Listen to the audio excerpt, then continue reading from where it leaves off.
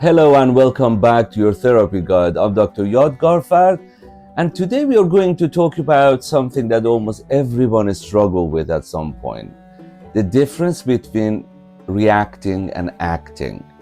More specifically, we are going to explore how therapy helps people build a pause, a small but powerful space between an impulse and a response, and why that pause is so important for change. If you ever said to yourself, "Why did I react like that? I knew better. It is still happened. It was like I couldn't stop myself." This episode is for you.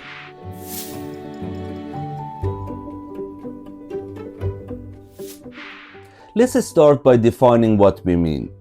A reaction is fast, automatic, driven by emotion or threat, often followed by regret. A reaction happens before you had time to think. An action, on the other hand, is slower, intentional, influenced by values and context, something you can usually stand behind afterwards. This episode is not about good versus bad behavior, it's about speed, control, and capacity. In psychology research, both reactions and deliberate choices are technically called responses, but in everyday language it's helpful to make a distinction. In this episode, when I say reaction, I mean an automatic threat-driven response, and when I say action, I mean a response that includes a pause and a choice. Why reaction happens so fast? From a brain and nervous system perspective, reaction makes sense. The human brain is designed to prioritize safety. When something feels threatening, emotionally or physically, the brain shifts into speed mode. Thinking becomes secondary, survival becomes primary. This is why in moments of high emotion, words come out before you've chosen them. Actions happen before you've reflected, and afterwards you think, that wasn't what I meant to do. Reaction is not a character flaw, it's a biological response to perceived threat.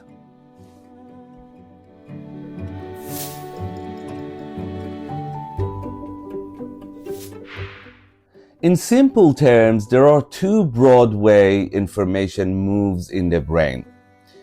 One is bottom up, fast, emotional, sensory, automatic. The other is top down, a slower, reflective, language-based, choice-driven. When the nervous system is calm, top-down process can guide behavior.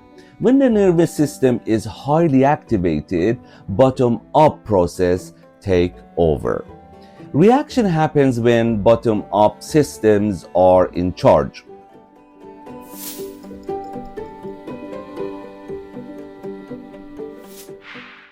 This is where many people feel stuck. They say, I understand my triggers, I know where this comes from, I can explain it, but I still react. That's because insight creates understanding, not control. Reaction happens before conscious thought has time to intervene. So knowing why you react doesn't automatically stop the reaction. This is not a failure of motivation, it's a timing issue in the nervous system.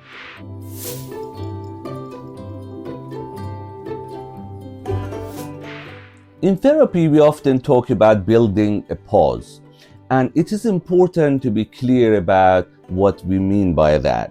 The pause is not willpower, is not discipline, and is not forcing yourself to behave differently. The pause is a moment of reduced arousal. A brief window where emotional intensity drops slightly. Attention widens, choice becomes possible. Without that shift, there is no pause, only reaction.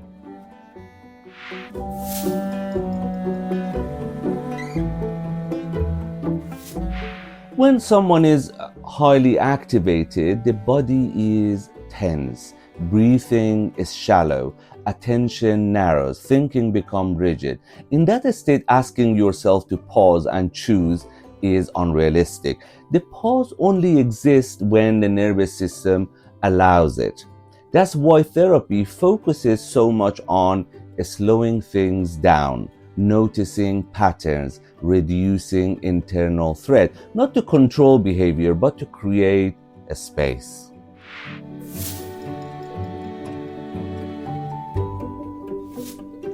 Therapy doesn't eliminate impulses.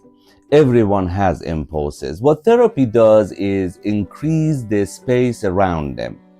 It does this gradually through co-regulation with another person, like your therapist, repeated noticing without judgment, making reactions predictable rather than mysterious, and reducing shame around patterns. Over time, reactions feel slightly less urgent. That urgency reduction is the pause beginning to form.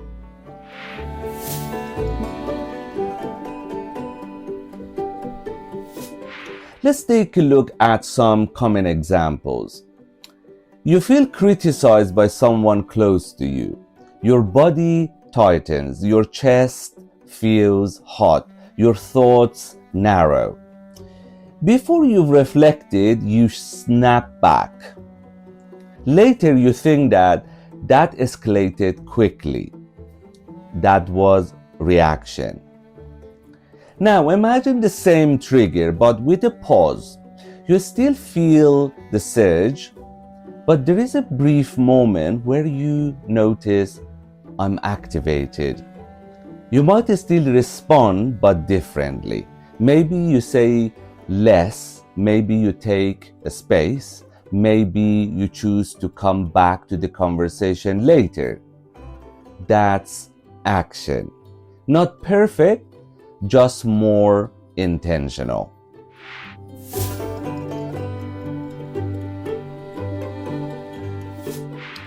It's important to say this clearly. Reaction is not always wrong.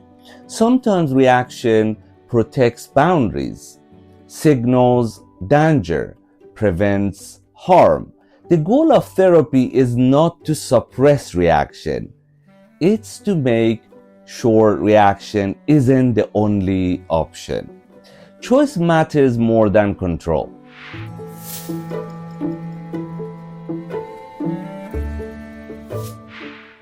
Today's episode connects directly to the previous episode. Shame collapses the pause. When people attack themselves for reacting, threat increases, arousal rises. The next reaction becomes more likely. Self-compassion does not excuse behavior, it reduces internal threat. And when threat reduces, the pause widens.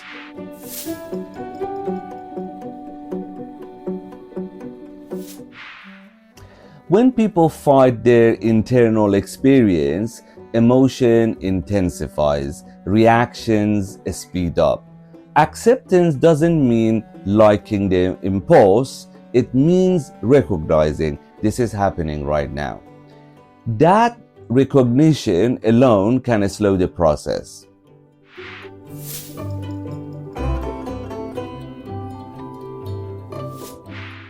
This is important. Progress does not look like never reacting, always staying calm, and perfect self-control.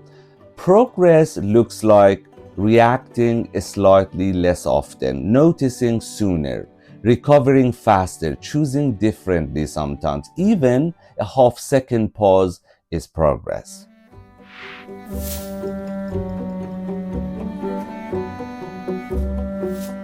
The pause is built through repetition. Each time you notice a reaction, reflect afterwards, respond with less shame, you're teaching your nervous system that awareness is safe, mistakes are survivable, change doesn't require punishment. Over time, the pause grows.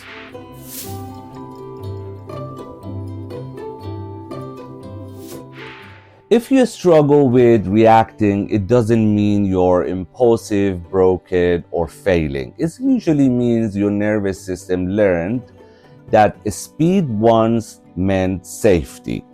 Therapy doesn't take that away. It helps you build pause around it. Before we finish, I want to leave you with this. The goal of therapy is not to eliminate impulses. It's to build enough space between impulse and response so that the choice becomes possible. That space is not forced, it's built slowly through safety, understanding, and practice. Thank you for joining me today on your therapy guide. If you found this episode helpful, please subscribe and share it with someone who might benefit. Until next time, stay curious, stay compassionate, and take care of yourself.